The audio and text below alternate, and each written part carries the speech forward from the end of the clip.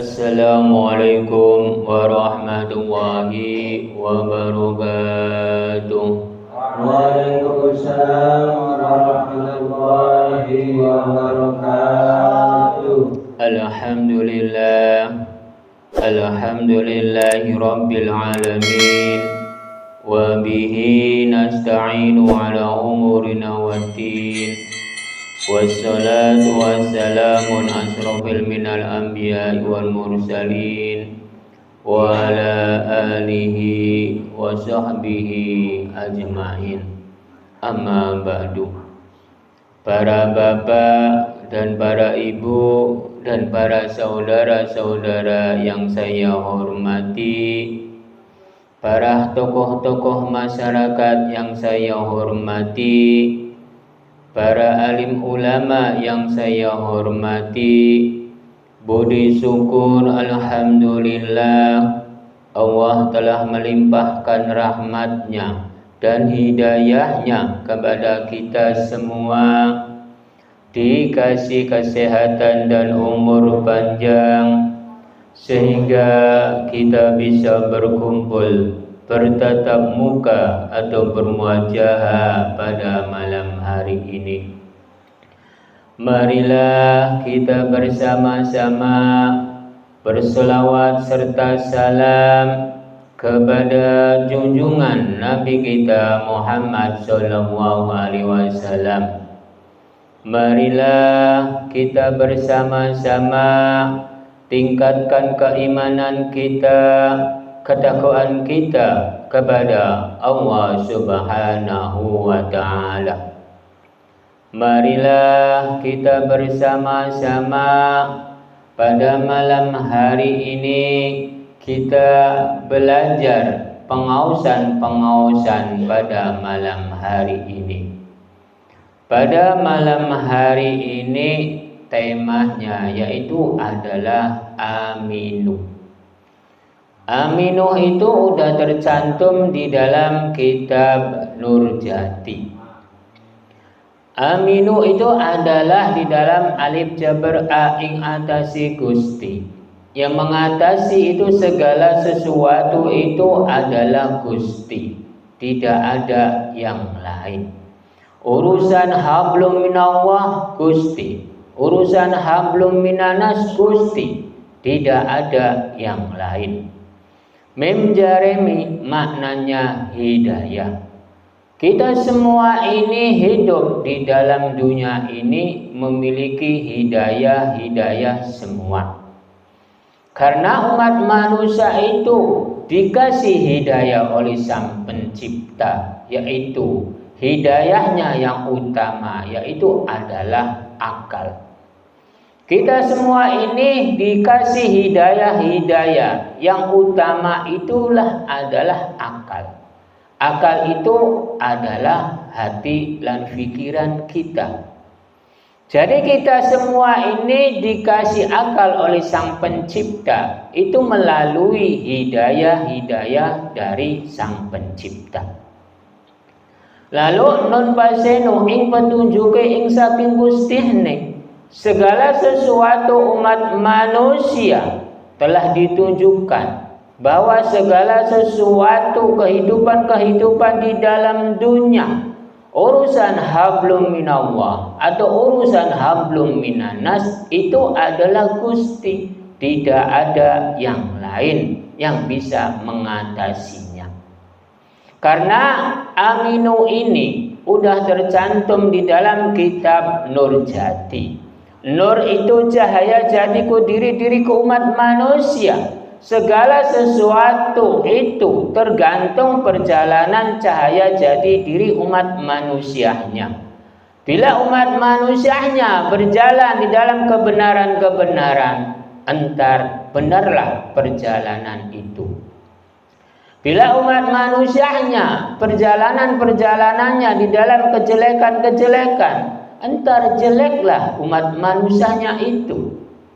Karena segala sesuatu umat manusia hidup di dalam dunia itu hanya sekedar menjalankan saja. Benar atau tidak para jamaah? Alhamdulillah, jawabannya benar. Sebabnya apa? Umat manusianya itu hanya sekedar menjalankan saja para jamaah. Oh, hanya sekedar makhluk. Memang itu tepat, tapi kurang komplit. Sebenarnya saya ini di dalam huruf sin kecil itu maknanya insatuhune umat manusia. Lalu shin besar itu maknanya ingsun.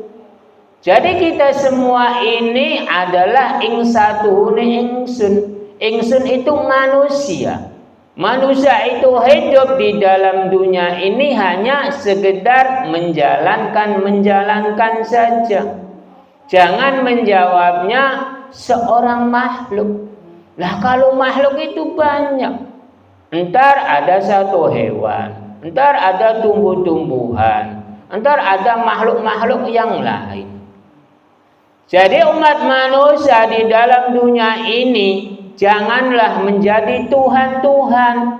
Karena di dalam alif jabar a ing atase Gusti, yang mengatasi segala sesuatu itu adalah Gusti, tidak ada yang lain.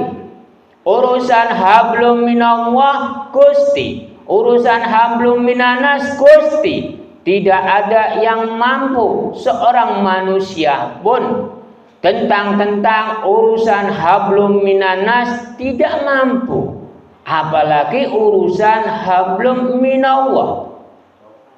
Karena segala sesuatu perbuatan umat manusia itu yang bisa menilai itu adalah Sang Pencipta, adalah Gusti Allah, adalah yang mengatasi itu adalah Sang Pencipta, adalah Gusti Allah. Tidak ada yang lain. Seorang manusia pun titelnya yang paling tinggi. Contohnya seorang nabi, contohnya seorang sahabat, contohnya seorang para aulia, contohnya seorang para imam, contohnya seorang para alim ulama, kiai, ustadz, gus-gus, atau buya-buya, atau habaib, atau yang lainnya.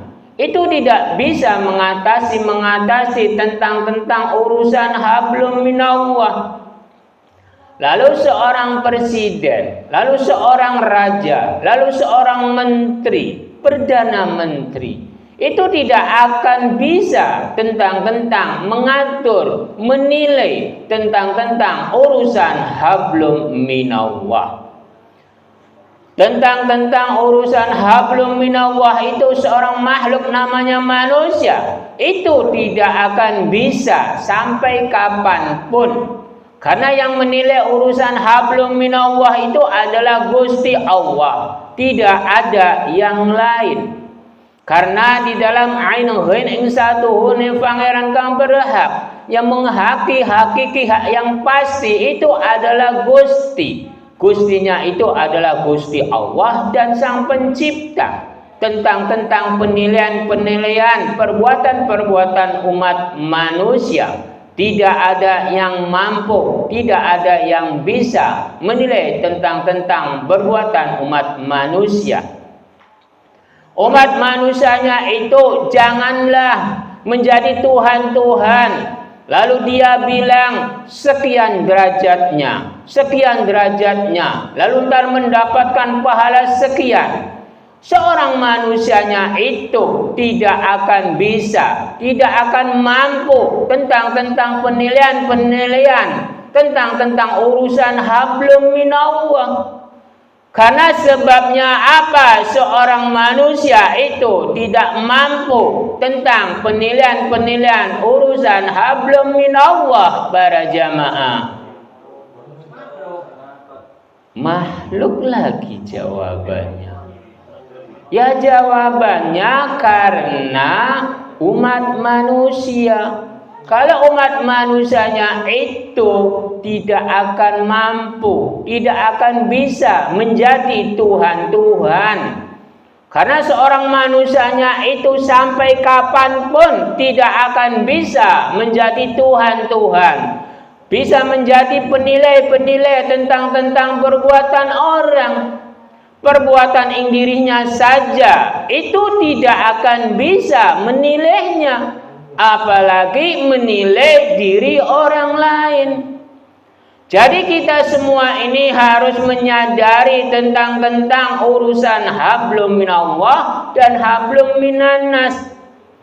Urusan hablum minannas pun umat manusianya itu tidak akan mampu bisa mengatasi urusan hablum minallah, urusan di antara manusia dan manusia. Kalau hablum minannas itu urusan manusia dan manusia. Karena mengurusi dirinya saja umat manusianya itu tidak akan mampu. Titel apapun, titelnya Nabi tidak mampu, titelnya para sahabat tidak mampu, titelnya para aulia atau para imam atau para alim ulama, kiai, ustadz, kus-kus atau buya-buya atau habaib atau orang awam, itu tidak akan bisa, itu tidak akan mampu untuk mengatasi urusan hablum minannas. Karena urusan hablum minannas itu semuanya umat manusia di dalam dunia ini udah ada yang mengatur, yaitu adalah Sang Pencipta, adalah Gusti Allah.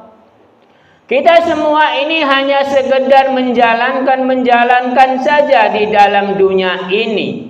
Karena di dalam mim jari mim maknanya hidayah. Kita semua ini harus memiliki akal, harus memiliki hati dan pikiran. Karena segala sesuatu umat manusia itu tidak akan mampu, tidak akan bisa mengatur urusan hablum minallah atau hablum minannas. Karena segala sesuatu yang mengatur urusan hablum minannas itu adalah Gusti. Karena seorang nabi pun tidak akan mampu mengatur urusan hablum minannas. Saya contohkan, nabi itu terlahirnya di kota Mekah. Lah, untuk mengatasi di daerah orang lain dipastikan tidak bisa. Mengatasi di daerahnya sendiri, yaitu di kota Mekah, seorang nabi pun tidak bisa mengatasi urusan hablum minallah. Yang saya membingungkan, segala sesuatu umat manusia, bila ada seorang perbuatan umat manusia di dalam dunia ini, semuanya terfokusnya itu selalu terhadap nabi-nabinya. Bila kita semua ini mengikuti perjalanan nabi, antar umat manusianya itu dijamin mendapatkan hidayah. Itu yang saya membingungkan seperti itu. Karena segala sesuatu yang mengatur hidayah, yang mengatur akal pikiran kita, hati pikiran kita, itu bukan seorang nabi. Tapi yang bisa mengatur akal, pikiran, hati kita itu adalah diri kitanya itu sendiri. Tidak ada yang lain, tidak ada yang bisa, kecuali itu tergantung dirinya. Karena di dalam sin kecil dan sin besar. Sin kecil itu maknanya satu hune, sin besar itu maknanya ingsun. Segala sesuatu perbuatan umat manusia, perbuatan hati dan pikiran umat manusia, itu tergantung akal dan pikiran kita.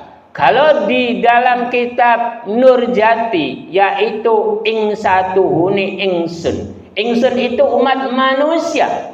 Jadi terletaknya segala sesuatu perbuatan di dalam dunia itu bukan karena perjalanan nabinya. Segala sesuatu perbuatan-perbuatan umat manusianya itu tergantung ing satuhune ingsun. Ing satuhune ingsun itu adalah seorang umat manusia. Jadi segala sesuatu perbuatan-perbuatan di dalam dunia ini semuanya itu tergantung umat manusianya, bukan tergantung nabinya. Benar atau tidak para jamaah? Alhamdulillah jawabannya benar. Sebabnya apa para jamaah? Jawabannya benar seperti itu para jamaah. Oh, ada yang menjawab karena yang berbuat kita sendiri, atau yang berbuat ing satuhune ingsun, yang berbuat itu seorang manusia. Itu benar. Karena segala sesuatu perbuatan-perbuatan itu tergantung ing satuhune ingsun. Ingsun itu umat manusia.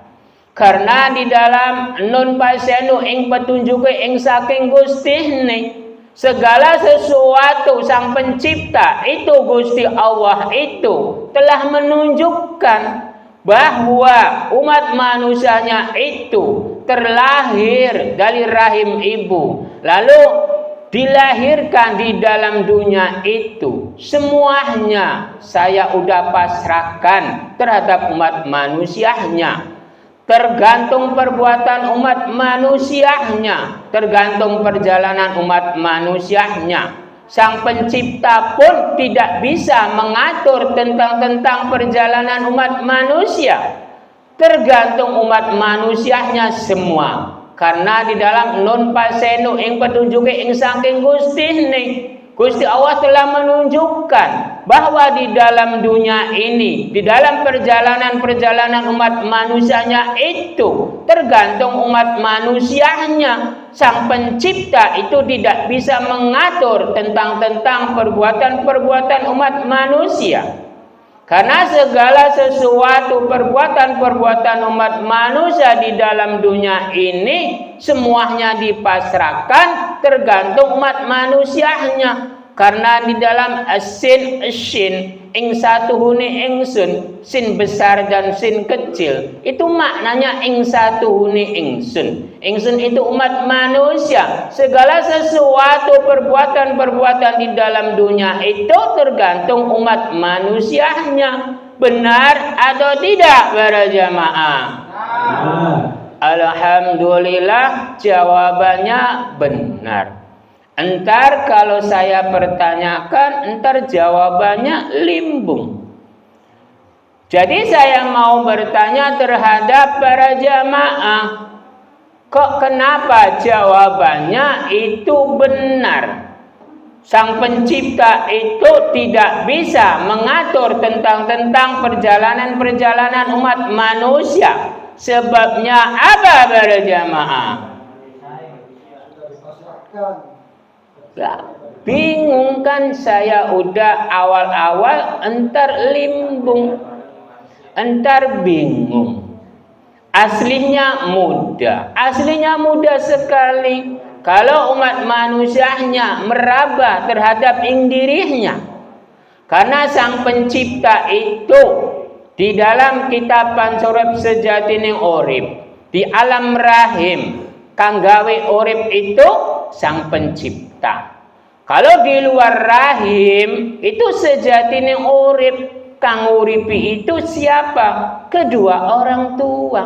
Lah kalau udah dihidupkan oleh sang pencipta, lalu keluar dari alam rahim, lalu yang mengurusi itu adalah siapa para jamaah? Kedua orang tua, bukan sang pencipta. Lalu diurusi kedua orang tua, lalu dewasa. Lalu udah dewasa itu tergantung perjalanan umat manusianya. Karena di dalam kitab Nur Jati, nur itu cahaya jadiku diri umat manusia. Tergantung perjalanan cahaya jadi diri umat manusianya itu sendiri. Sang pencipta tidak bisa mengatur tentang perjalanan umat manusia. Karena perjalanan umat manusianya itu udah ditakdirkannya, udah dikodratkannya, itu jalannya dua. Kadang baik, kadang tidak. Itu dari sang pencipta. Kalau tentang perjalanan yang memilih itu tergantung umat manusianya. Karena di dalam as-sin itu maknanya ing satu hune. Sin jabarsa itu maknanya ing satu hune. Jadi ing satu hune sang pencipta, ing satu hune umat manusia. Ing satu hune sang pencipta itu memasrahkan terhadap umat manusia. Umat manusia itu saya hidupkan. Karena yang gawe urip itu adalah sang pencipta. Lalu udah lahir, lalunya menguripi, yang mengurusi tentang kelahiran anaknya, itu kedua orang tuanya. Lalu tentang perjalanannya, itu tergantung umat manusianya. Kalau udah dewasa, kalau yang kanan itu baik, kalau yang kiri itu kurang baik. Jadi tergantung umat manusianya tentang perjalanannya. Karena segala sesuatu penentuan umat manusia itu adanya di diri umat manusianya itu tentang apa berjamaah. Sekali lagi kurang jelas tentang apa para jamaah. Ya jawabannya itu sebenarnya umat manusianya itu penentuan umat manusianya itu adanya di dalam perjalanannya sendiri. Karena umat manusianya itu perjalanan itu bukannya mengatur itu seorang nabi atau seorang Gusti Allah atau sang pencipta. Perjalanan umat manusianya itu yang mengatur itu adalah ing dirinya sendiri, tidak ada yang lain. Karena di dalam kitab pun hanya menyarankan bila seorang mencuri itu hukumnya kurang baik. Bila orang melakukan ibadah itu baik. Tapi tergantung umat manusianya penentuannya, yang menjalankannya, apakah ibadah, apakah mencuri. Jadi kita semua ini harus di dalam perjalanannya.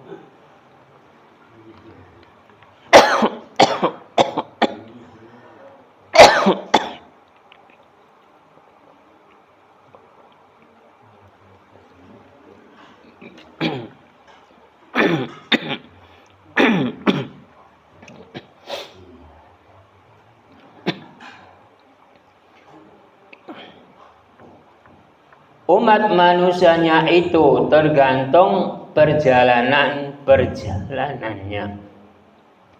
Umat manusianya itu dipastikan memiliki perjalanan. Kadang perjalanannya lancar, kadang perjalanannya tersendat-sendat. Seperti saya sekarang ini. Saya perjalanannya tersendat itu karena batuk. Jadi tentang perjalanan umat manusia semuanya itu dipasrahkan tergantung hati dan pikiran umat manusianya. Karena segala sesuatu perbuatan umat manusia di dalam dunia ini semuanya pasti ada perbedaannya. Perbedaan berbuat baik pasti ada. Perbedaan berbuat buruk pasti ada. Jadi kita semua ini di dalam dunia ini tergantung umat manusianya memilihnya yang mana. Karena di dalam mim jari mim maknanya hidayah. kita semua ini mendapatkan hidayah-hidayah dan barokah-barokah yang besar pada malam hari ini. Karena kita semua ini pada malam hari ini di dalam pengawasan bumi bakti ini mendapatkan hidayah-hidayah seperti ilmu dan keilmuannya. Karena pada malam hari ini pada jam 9:30 lebih ini kita semua ini sedang mempelajari tentang ilmu dan keilmuannya. Kita semua ini di dalam kapaseku maknanya ujung. Segala sesuatu perbuatan-perbuatan umat manusia itu pasti ada ujung-ujungnya. Tapi umat manusianya itu, ujung umat manusianya itu yang paling tertinggi itu ujungnya adanya di mana para jamaah? Kok sang pencipta jawabannya? Kan umat manusia yang paling ujung terhadap umat manusia yang paling tertinggi itu adalah mudah sebenarnya kalau tahu. Kalau umat manusia di dalam dunia ini yang paling ujung, yang paling tertinggi untuk umat manusia itu adalah ilmu dan keilmuan. Benar atau tidak para jamaah? Jawabannya benar.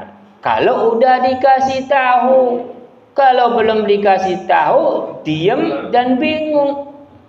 Karena umat manusia terhadap ujung yang paling tertinggi itu adalah sebuah ilmu dan keilmuan. Sebabnya apa? Jawabannya seperti itu para jamaah. Kan bingung lagi. Sebenarnya mudah. Karena tentang kehidupan umat manusia, tentang perjalanan umat manusia, itu pasti ada ilmu dan keilmuannya. Untuk nafkahi anak istri, untuk menghidupkan dirinya, itu karena ilmu dan keilmuannya. Benar atau tidak para jamaah? Jawabannya benar lagi. Entar kalau ditanyakan bingung lagi. Karena umat manusianya itu yang paling tertinggi di dalam dunia ini, umat manusia yang paling ujung itu adalah ujungnya manusianya itu memiliki ilmu dan keilmuan. Ilmu dan keilmuan itu banyak untuk nafkahi anak istri, untuk berusaha, untuk berjalan, untuk dirinya, kehidupan dirinya. Jadi saya mau bertanya, untuk menghidupkan dirinya sendiri itu ilmunya itu ilmu apa para jamaah? Ada yang mencari makan, ada yang nafkahi. Itu sebenarnya itu kalau jawabannya, kalau di dalam kitab saya, umat manusianya itu untuk menghidupkan dirinya sendiri itu. Bila umat manusianya itu bisa memiliki ilmu itu untuk makan. Nah, ilmu untuk makan itu banyak. Bukan satu. Contohnya, kalau mau makan satu piring, itu kan ada ilmunya dengan sebuah tangan. Tangannya itu diangkat lalu dimasukkan ke mulut. Berarti itu hidup untuk dirinya. Lalu dan yang kedua, untuk hidup dirinya, memiliki ilmu dan keilmuannya, itu untuk mencari usaha, berusaha untuk mencari makan. Itu benar lagi. Karena untuk hidup dirinya itu maknanya banyak. Mencari makan juga termasuk. Mencari nafkah, mencari rezeki termasuk. mencari usaha termasuk, berusaha termasuk, itu banyak.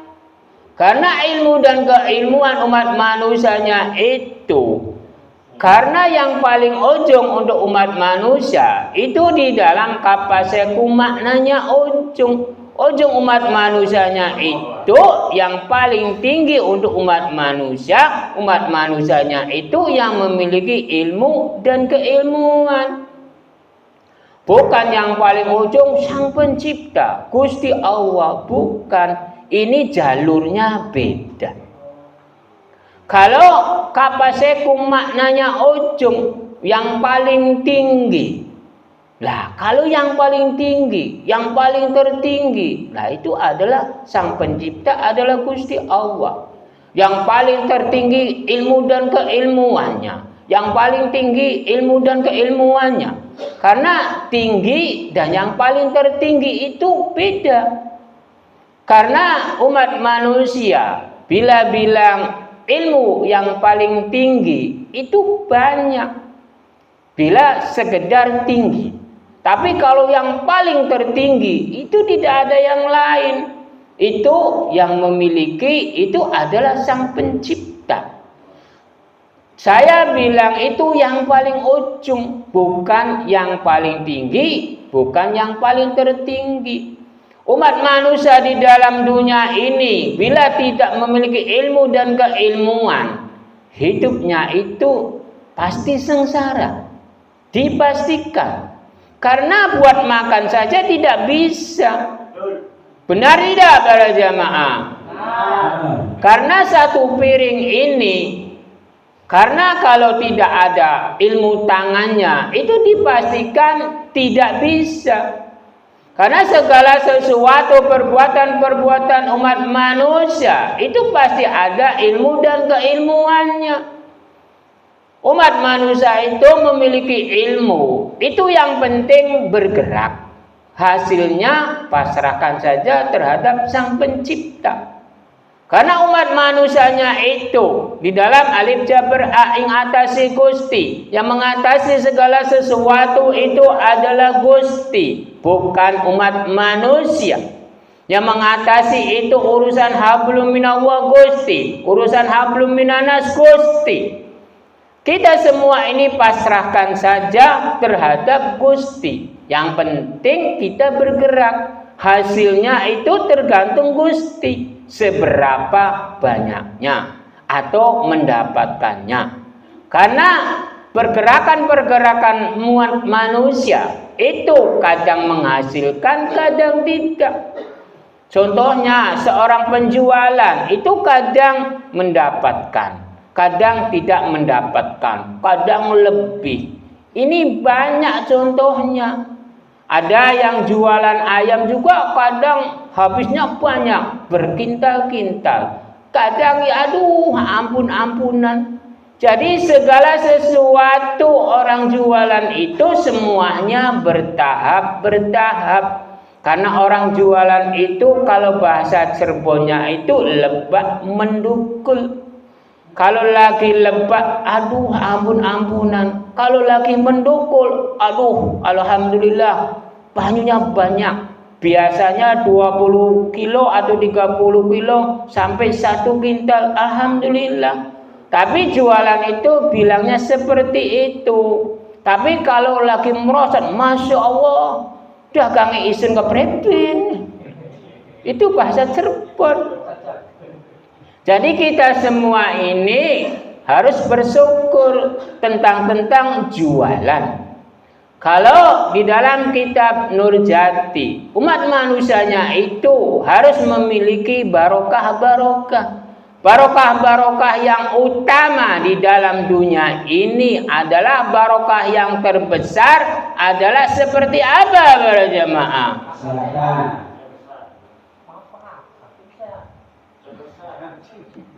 Jawabannya ini, ada yang itu. Jadi saya minta sekali lagi, barokah yang paling terbesar untuk umat manusia itu barokah apa para jemaah? Ada yang hidup, itu benar. Ada yang barokah, juga benar. Jadi jawabannya sebenarnya yang komplit itu kalau bahasa Cirebonnya itu waras urip jaya mulya.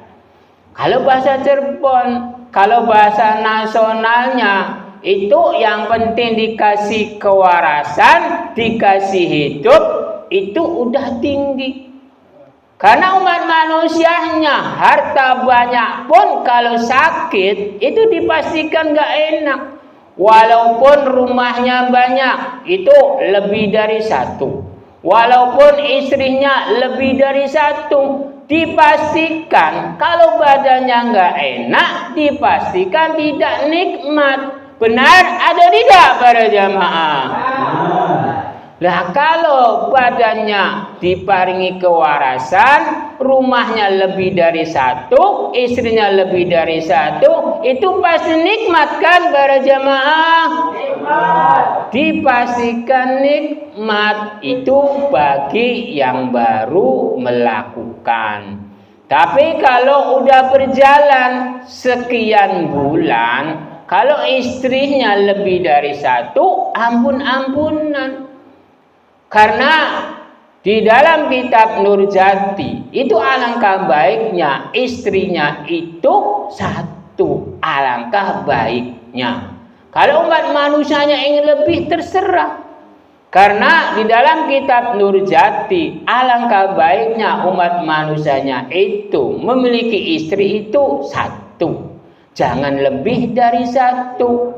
Entar umat manusianya itu enaknya itu sementara kalau istri dua. Karena di dalam istri dua itu, yang tua itu nerima, itu nerimanya itu hanya di mulut. Hati dan pikirannya itu begitu dipastikan. Karena umat manusianya bila dimadu itu dipastikan tidak terima. Contohnya di diri saya saja, kalau diselingkuhi pasti tidak terima, apalagi di nomor dua kan. Umat manusianya itu seorang perempuan memiliki hati dan pikiran. Seorang lelaki juga memiliki hati dan pikiran. Jadi alangkah baiknya umat manusianya itu memiliki istri itu satu saja. Jangan lebih dari dua. Kalau lebih dari dua, entar umat manusianya itu dipastikan sengsara, dipastikan. Karena umat manusianya itu entar bingung membaginya. Kalau istri dua, di sininya dupak, di sananya mancal, entar diemnya di mana para jamaah? Kan bingung. Ya kalau orang berumah tangga itu dipastikan ada keributan, ada kecekcokan. Kalau istrinya satu itu tinggal mengayuri. Tapi kalau istrinya dua, lebih dari dua, bingung. Di sini mengayuri, entar di sininya bacot. Di sininya mengayuri lagi, di sininya amarah. Jadi bingung entar kehidupan umat manusianya di dalam dunia ini. Karena segala sesuatu umat manusia di dalam dunia ini semuanya perjalanannya itu di dalam kitab Nurjati. Itu tergantung perjalanan umat manusianya. Bila umat manusianya ingin hidup, itu harus berjuang. Nah, perjuangannya itu tergantung umat manusianya. Tentang ilmu dan keilmuannya. Ilmu dan keilmuannya itu adanya di mana para jamaah? Ya kalau umat manusianya tentang ilmu dan keilmuannya itu adanya di hati dan pikiran kita. Karena hati dan pikiran itu tempatnya ilmu dan keilmuan. Benar ada tidak para jamaah? Karena tempatnya hati dan pikiran itu adalah tempatnya ilmu dan keilmuan. Ilmu keilmuan itu bukan tempatnya adanya di Nabi, bukan tempatnya ada di para sahabat atau para aulia atau para imam atau para alim ulama, kiai, ustadz, kos-kos, atau buya-buya, atau habaib, atau orang awam. Tempatnya ilmu dan keilmuan itu adanya ing dirinya sendiri. Ing dirinya sendiri itu adanya di dalam hati dan pikiran. Benar atau tidak para jamaah? Kalau jawabannya benar, benarnya itu sebabnya di mana para jamaah? Alhamdulillah, para jamaah ini aslinya jawabannya benar. Cuman agak malu-malu, jawabannya nggak keras. Aslinya umat manusianya, tempatnya ilmu dan keilmuan itu adanya di hati dan pikiran umat manusia. Umat manusianya itu yang paling tertinggi tentang ilmu dan keilmuan yang paling ujung itu adanya di mana para jamaah? Ya adanya di diri kitanya sendiri. Bila tidak ada ing diri kitanya sendiri, dipastikan tidak adalah hati dan pikiran. Jadi kuncinya umat manusianya itu harus memegangnya, yaitu ngaji badan, ngaji rasa, ngaji diri. Ngaji badan, ngaji rasa, ngaji diri.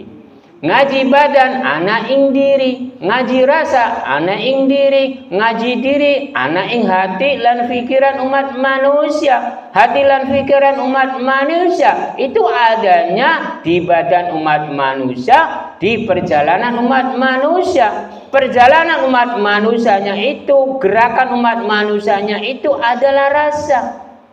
Jadi kita semua ini harus memegangnya itu ngaji badan, ngaji rasa, ngaji diri. Jadi ngaji rasa itu terletaknya di mana para jamaah?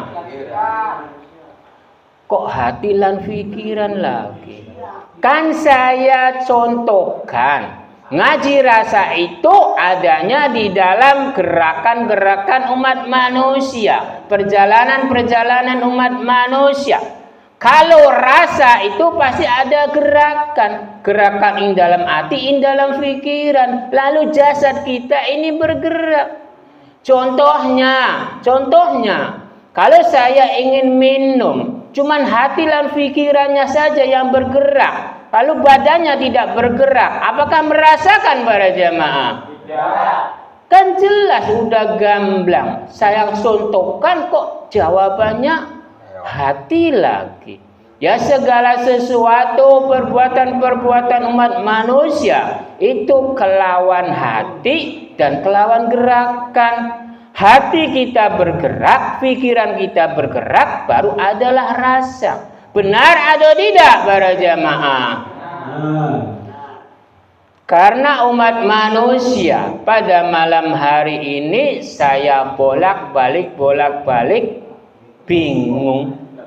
Padahal di dalam kitab Nurjati itu tergantung perjalanan umat manusia. Karena yang diaji itu adalah ing dirinya, bukan ing diri orang lain.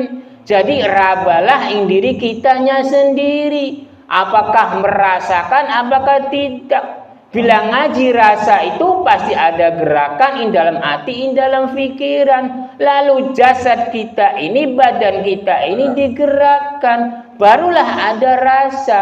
Jangan ke hatinya saja. Benar atau tidak para jamaah? Waktunya udah jam 10. Jadi rasa-rasanya udah pas kalau berhenti. Karena yang tadi itu ngajinya, yaitu ngaji badan, ngaji rasa, ngaji diri. Ceramahnya itu lebih dari setengah jam, jadi harus diajiin diri kita. Karena masih banyak waktu-waktunya. Ngaji badan ini gerakan kita, ngaji rasa gerakan hati kita, ngaji diri itu adanya di badan dan hati. Hati dan badan itu ada ing diri kita. Jadi kita semua ini harus yang diaji itu adalah badannya, hatinya, dan dirinya. Benar atau tidak para jamaah? Waktunya udah pas jam 10, saya hentikan tausiah pada malam hari ini. Bila ada perkataan-perkataan saya yang kurang pas dan kurang benar, saya mohon maaf yang sebesar-besarnya. Bila ada yang mau bertanya, saya kasih waktu yang mau bertanya.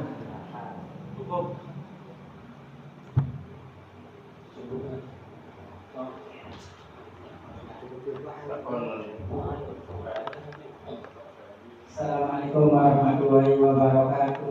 Waalaikumsalam warahmatullahi wabarakatuh. Saya masih kurang paham.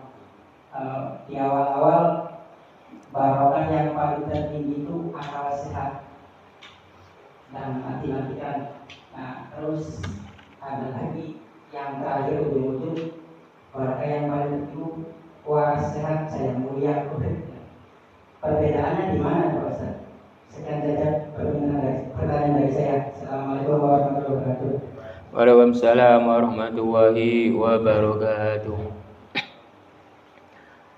Tentang barokah. Jamaah ini mempertanyakan tentang barokah.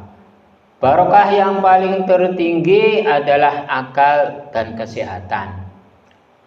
Ada jawabannya waras urip jaya mulia. Umat manusianya bila diparingi kewarasan, waras urip jaya mulia, itu semuanya udah tercangkup, semuanya. Akal sehat udah dirangkum, kesehatan udah dirangkum, keselamatan udah dirangkum.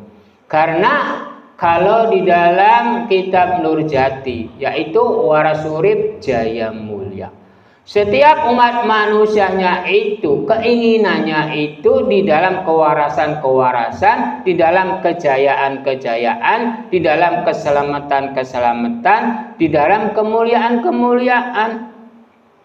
Bila umat manusianya itu waras urip jaya mulia, lah kalau jaya itu dipastikan selamat.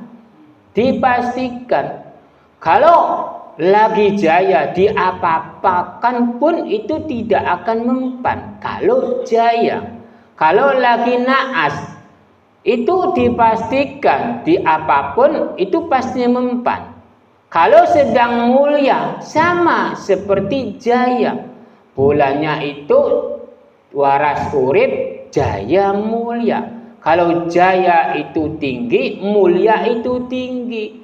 Jadi tidak ada yang mampu melampaui tentang kejayaan dan kemuliaan. Kalau lagi jaya mulia, kalau lagi naas itu dipastikan mempan tentang perbuatan atau tentang perjalanan. Kalau umat manusianya barokah yang paling tertinggi itu ada lagi, yaitu akal sehat. Kalau umat manusianya memiliki akal sehat itu di dalam huruf jim. Jim itu dijenjemi, dihayati, diwadaki, dilembuti ing dalam hati, ing dalam pikiran sebelum bertindak.